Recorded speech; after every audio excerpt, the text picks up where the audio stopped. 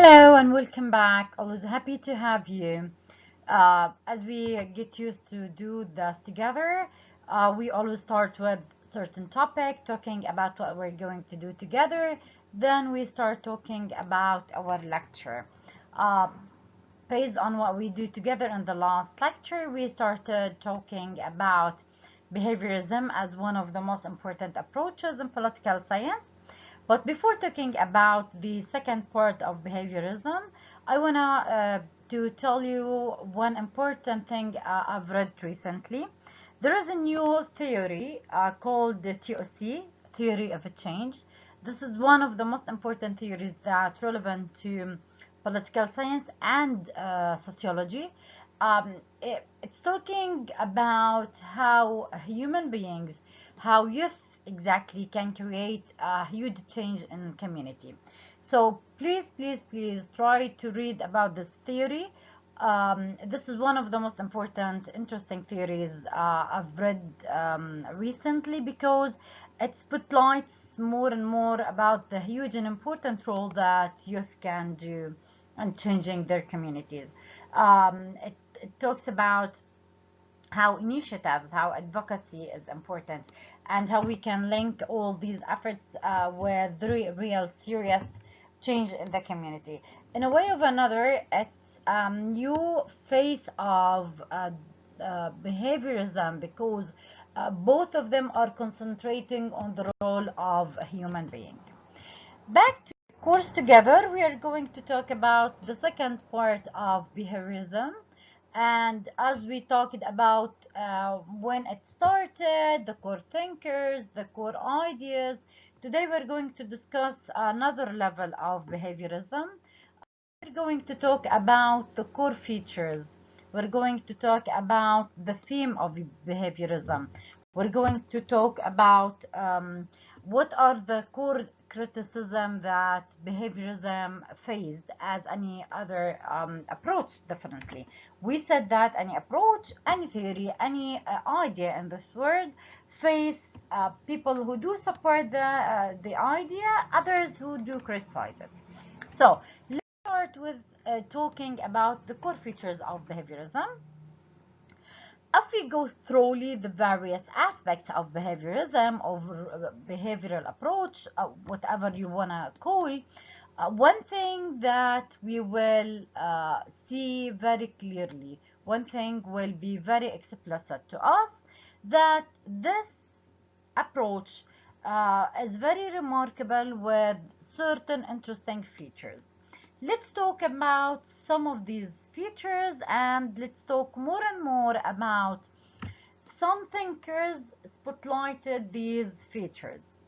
Number one, let's talk about Robert Dahl. Robert said, historically, the behavioral approach was a protest movement within political science. Why it is a protest movement or a protest against what or which? We have already noted that the dissatisfaction against the traditional or conventional political science was the root cause of the emergence of behavioralism. And this is exactly what Robert said.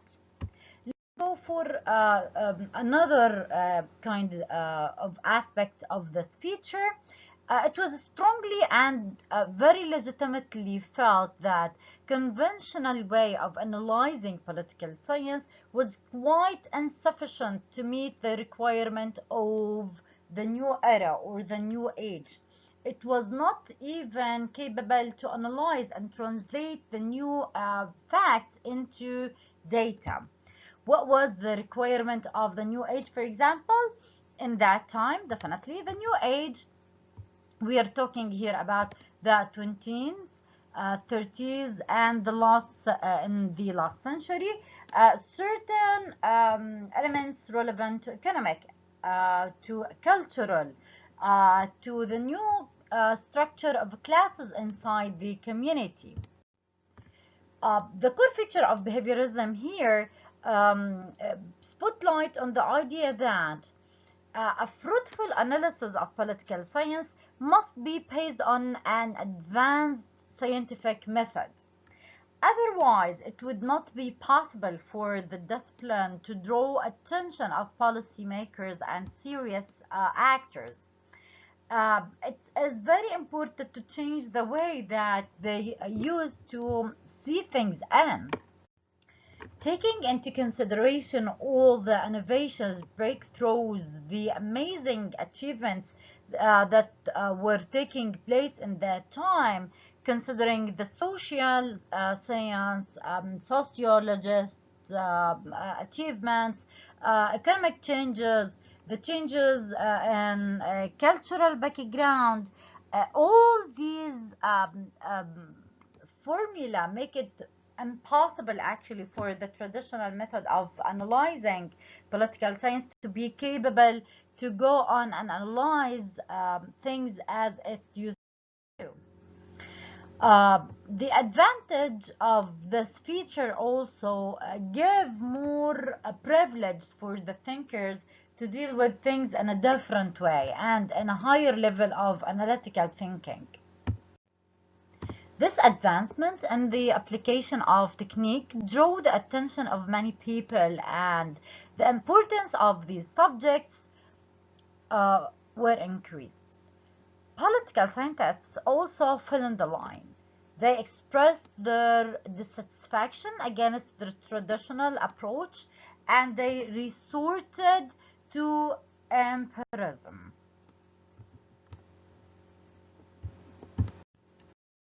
Okay, let's talk about feature number two. And feature number two, actually, we're talking about that the core purpose of behaviorism is to arrive at what is and not to discuss what ought to be. As we said before, behaviorism wasn't behavioral thinkers were not concerned with the ideal situation or the best practice situation. They were more concerned with what is going on in the land more. The difference between the two sentences is very obvious.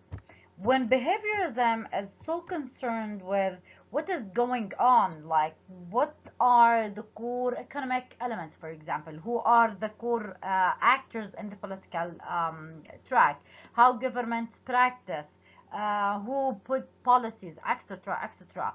The traditional approach was only concerned with the best practice. What is the best practice of democracy, for example? What is the best design of the community? And because of this difference, behaviorism was more capable to deal with certain issues.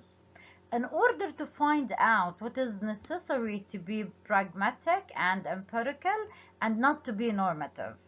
From the idea or the analytical level of behaviorism, uh, thinkers came to know that behavioralists have done hard labor in order to collect, analyze, explain data, facts about political behavior of individuals and actors. They were trying to translate these behaviors into facts, then into knowledge. It's not the vice versa. While the traditional method was trying to do the opposite, exactly the opposite, was trying to draw the perfect image and reflected on human behaviors and the structure of the community. Behaviorism, we're trying to analyze these behaviors of certain actors and translate it into facts and into policies and they apply advanced scientific methods to do that. They were trying very sophisticated techniques to find out what is the reality. The behavioralism embraces scientific approach, methodologies. The purpose of all of that is to try to be more close to the real level of implementation. They were trying to find out what was going on exactly. They were trying to analyze the behavior of people, of actors, of governments, of parties, etc. not only inside each country, but even trying to relate whatever is going inside these countries with the global or regional level. And that is the most difficult challenge actually behaviorism faced. The students or thinkers of political science sometimes became actually a victim of this confusion of the relation between uh, how to be a behavioral and the idea of behavioralism in general. Uh, let's talk a little bit about uh, the general school of behaviorism and why people may get confused in this level. People think that behaviorism is only concerned with studying behavior, and it is a little bit confusing. While in fact, behaviorism was trying to observe the behaviors of actors, trying to measure, analyze these behaviors to create certain responses to certain stimuli. Uh, this formula is a little bit confusing because uh, some thinkers will say, is it even the same idea of normative? Actually, it's not, because normative, assuming the best perfect image and trying to reflect anything based on that. They are not trying to find solutions, while behaviorism, we're trying to find solutions based on the practice on the ground itself. The response to the stimuli that they were trying to find constitutes the foundation of the study of behaviorism itself. It's also the subject of psychology in certain time. On the other hand, behaviorism is a subfield of political science. It studies the political behaviors of individuals, actors, governments, etc. The political behavior observe whereas stimuli or response to it may be observable. They are dealing with things which are measurable. They are not dealing with things which are abstract or unmeasurables. And this is one of the most significant features of behaviorism. Okay, let's talk about another feature, number 4 feature. Behaviorism and politics doesn't reject historical knowledge, actually, and this is a very interesting feature. They were trying to accumulate the effort. And behavioralism, historical knowledge, has an important part to play. It supplements the contemporary observation of political behavior. It has been argued that any new approach to the study of political science must be based on the tradition and knowledge of the past. A denial of the past will harm the study and the progress of a new approach. And this is one of the most important features of behaviorism. They didn't refuse the traditional approaches, they just wanted to build upon. They said that they are very important, but only to offer the pace where they are going to build upon. A critic says any new departure in an established discipline must build upon the accomplishments of the past. Although much of the existing literature of politics may be in a little bit impressionistic. Actually, it is extensive and rich in insights. Uh, the entire background is a lot of data information. Without a command of the significant portion of that literature, behavioral research is likely to be naive and unproductive. Though behavioralists are quite dissatisfied with the traditional approach, they should not deny the importance of the past literature of political science based on traditional method of analysis. And this is one very important point, as we said. Um, day by day, they were very aware that it is so important to include all the previous efforts. Number one, to avoid the problems they face. Number two, to be able to build up. The traditional method was analytical and at the same time full of data and facts. Behaviorists can easily utilize them for their analysis. Truman was a great exponent of behavioral approach. He didn't hesitate to recognize the importance of conventional methods. Another thinker here, Rupert Dahal, also supports Truman's view and using the traditional heritage of the previous approaches. In this sense, behaviorism doesn't insist upon separation from the past, and this is exactly a remarkable feature in behaviorism. They were trying to build an accumulative approach using all the previous knowledge. A fourth feature we are going to talk about is that we have already noted that behavioral approach to the study of political influences various improved methods of other sciences. And it is interesting to note that this has brought political science in close relation to economics, sociology, psychology, anthropology, etc., etc. This close relation has been interpreted by many as behavioral revolution. Do you remember when we said that at that era it was not acceptable anymore to separate political atmosphere from economic, cultural, blah, blah, blah, blah, blah? This feature is exactly reflecting that idea. It is not acceptable anymore to separate any attempt to analyze politics in a separation from economics, for example, or in separation from cultural background, or in separation with the growth of community and the new classification of societies. To be able to understand the political process, we should take into consideration all the surrounding elements. Back to the traditional approach, there was no place of scientific methods and political science. They were not taking into consideration the surrounding elements as we were talking about.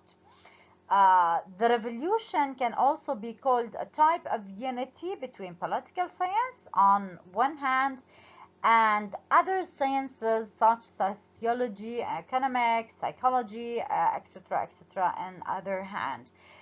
Why this? Because it will offer great inputs. It will offer great explanation for many phenomena. It will help scientists to explain many behaviors within their social contexts. But at the same time, there have developed a lot of other points about this feature. To be objective and honest, there had many measures, gaps between political science and other sciences, based mainly on behavioral approach and political science with traditional approach.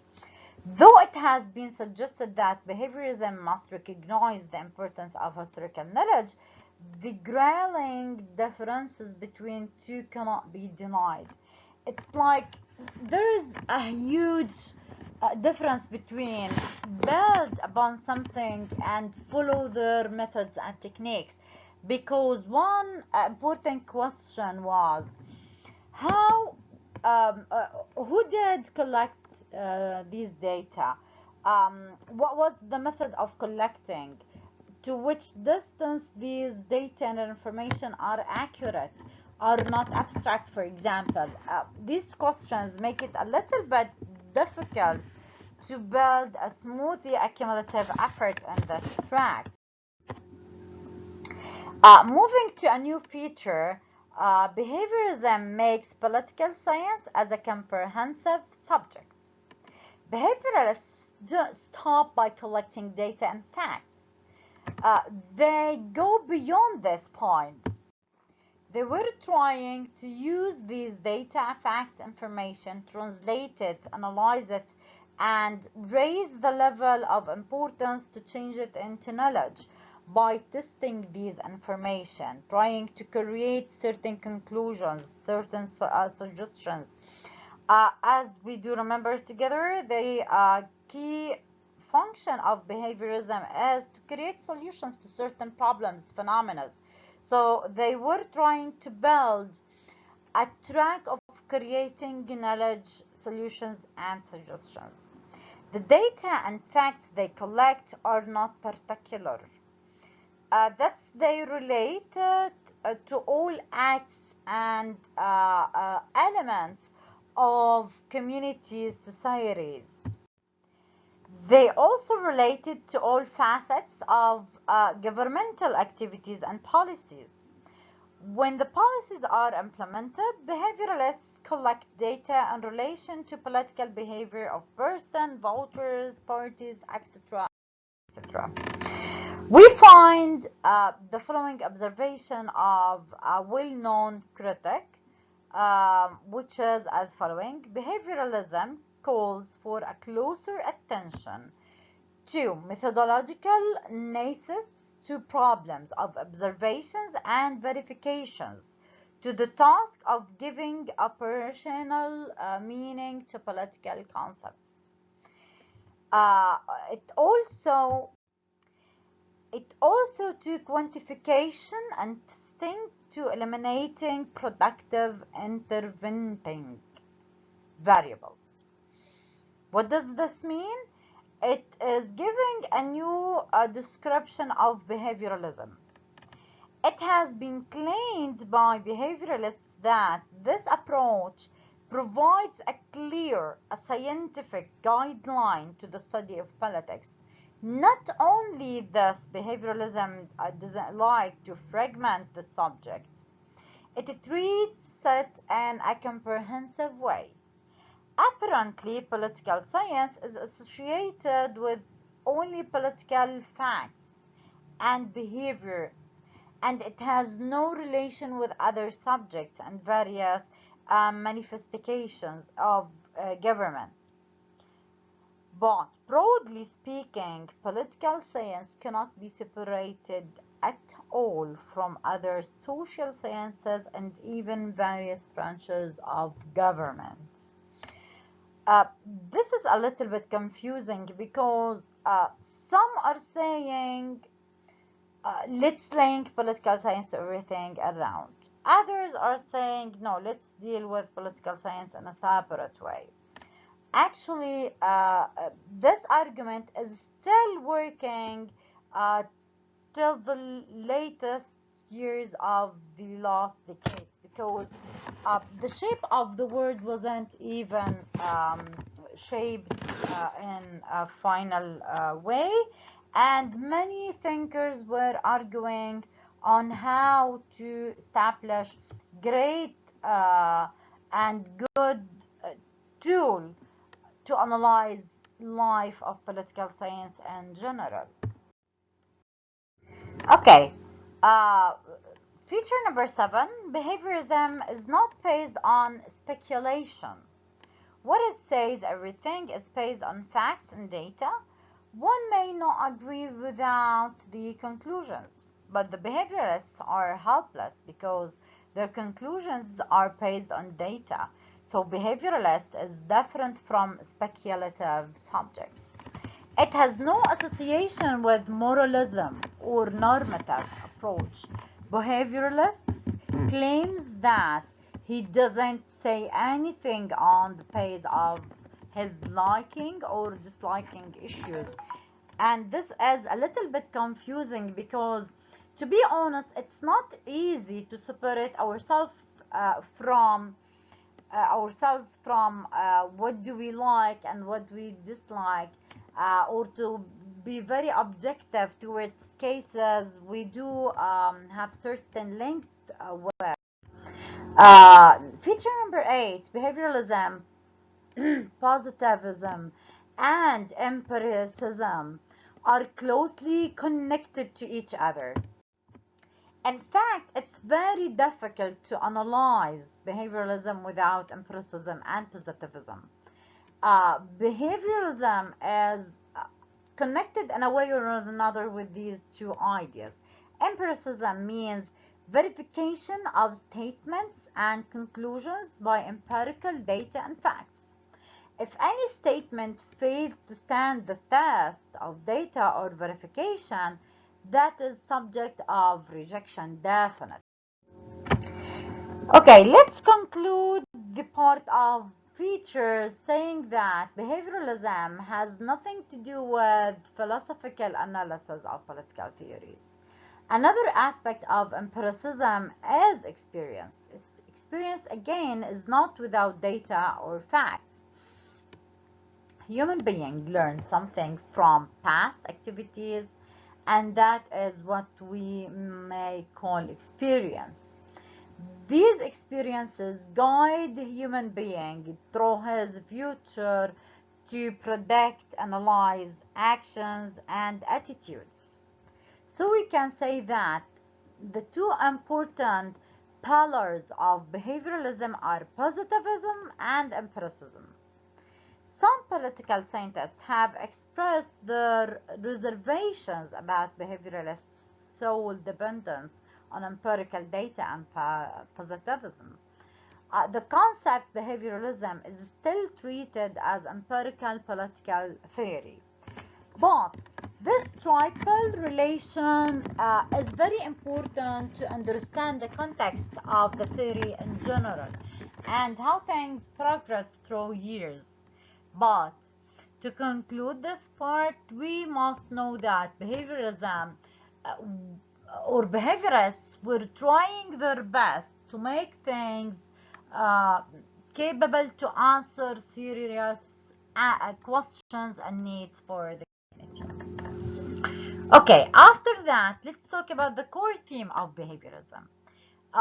Behavioralism has many facets, like ideology, revolution, a reform movement, an approach, a method, a mode, a tendency, etc., etc., etc. Easton and other political scientists regard it a revolution, which has brought about overall changes in political science. In the eyes of behavioralists, behaviorism was a great experience to translate facts, historical heritage, the knowledge they were trying to build into solutions, into tools to improve the community. While other thinkers were not accepting the idea of producing knowledge and tools, they were trying to reflect certain idea on behavioralism, saying that behaviorism is still, for example, a philosophy. It's not a very scientific approach. It couldn't offer very good track. But this will never change the fact that behaviorism did a good job in that. The central theme or unit of behaviorism, it has been adopted because of the objectivity, observation, value neutrality, and uh, the idea of variability is like to make things very acceptable, verifiable. Behavioralism adopted this track and its subject matter of study and drives all conclusions their form. It aims, according to Dahal, at stating all phenomena of governments in terms of the observed and observable behavior of human beings. Uh, its core goal or aim is to develop a science of politics modeled after the methodological assumptions of the neutral science. Behavioralism maintains that there are certain fundamental units of analyzing relating of human behavior out of which generalizations can be formed. These generalizations offer common base on which a science of man can be appropriately built. In this opinion, uh, we have a lot of thinkers like Charles Worth who assume that behavioralists can objectively and indirectly and inductively discover what, where, how, and when, but not why, humans behave in that sense. David Roman, for example, long ago explained that as a description of all facts of government in terms of observed and observable behavior of man. Behavioralism tries to understand, explain, predict human being behaviors on the pattern of natural science. In simple words, we can say that behaviorism, direct or indirect observation of sensory perception of the behavior of persons, groups, etc. Deriving conclusions on the basis of the observation of these behaviors. Behavioralism is a broader term. It concerns with scientific understanding of man and society regardless of the disciplinary umbrella. However, we are concerned more with the political behavior. Politics as a special form of a human activity is not independent of social behavior. Rather, it is totally related to all aspects of social relations, and it's the point where we need to talk about the criticism of behavioralists and behaviorism. Actually, the interesting part here, as much as this theory had a lot of thinkers, supportive people, it has a huge wide range of criticism.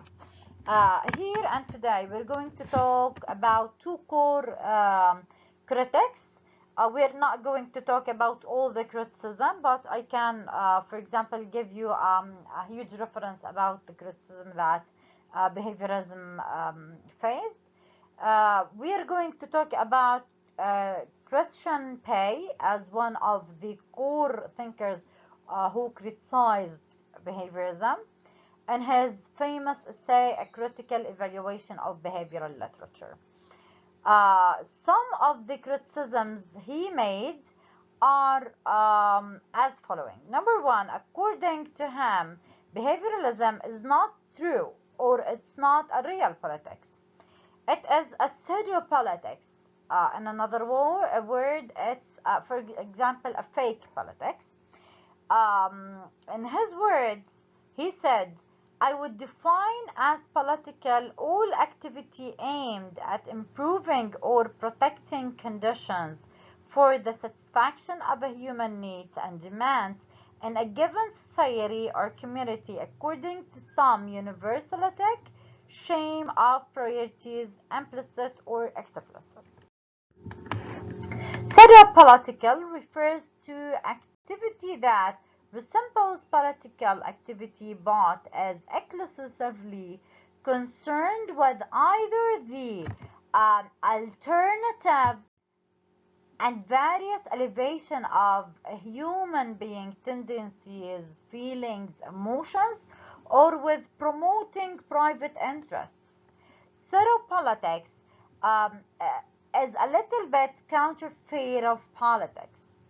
Methodologies and political science, a little bit confusing in how Pay introduced that.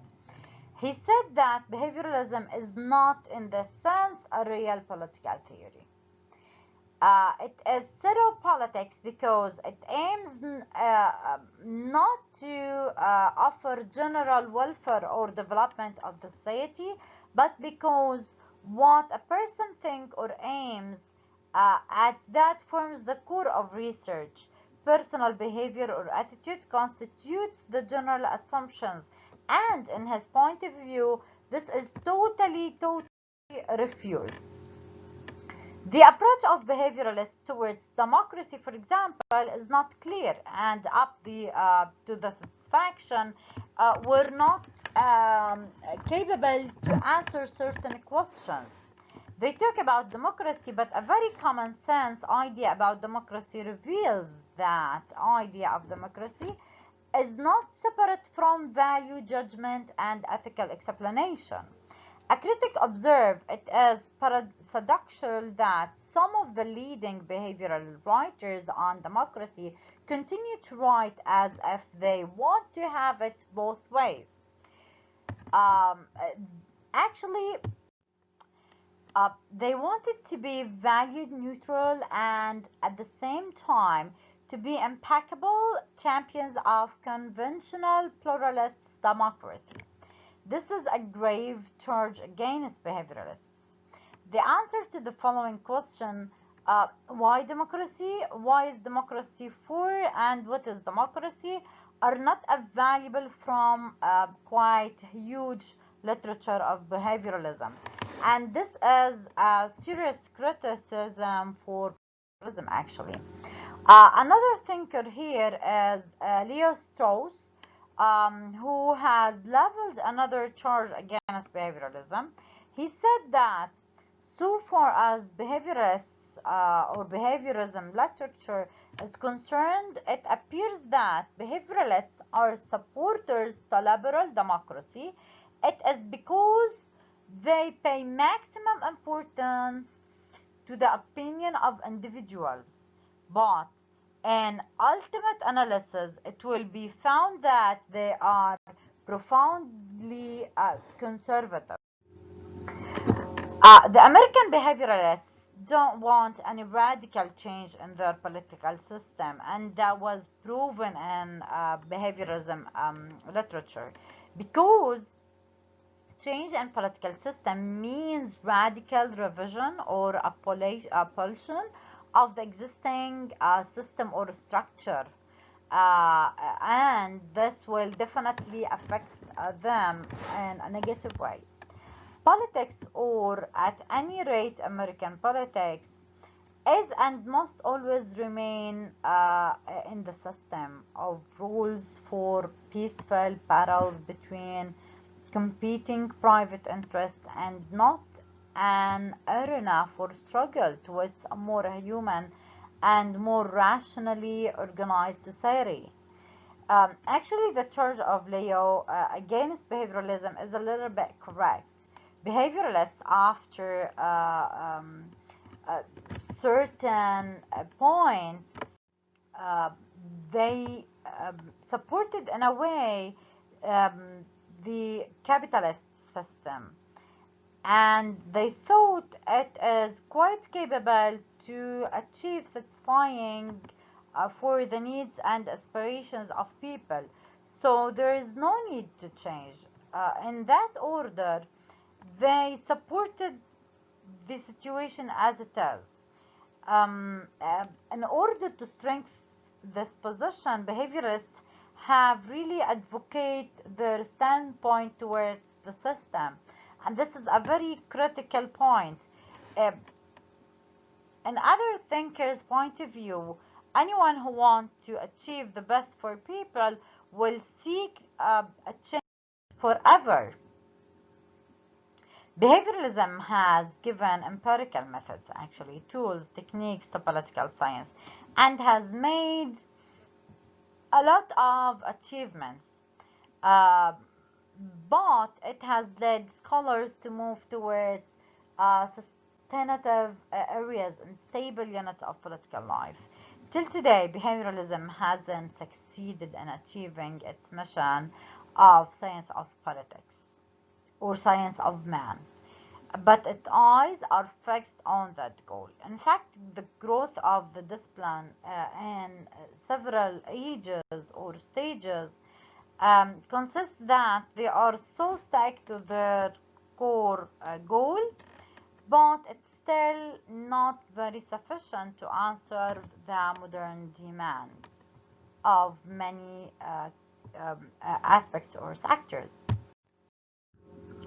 Okay, I hope you really enjoyed this. I know this is a lot of information sometimes to talk about historical theoretical background, a little bit annoying or boring maybe, but I want you to see things on a different level. I want you to have an analytical perspective in dealing with these methods, because that's all what we supposed to do in this course together, right? Thank you so much for joining me for this. Please be safe. Always remember, things are not how you see it. It's all about what you want to see and what you want to believe. Thanks.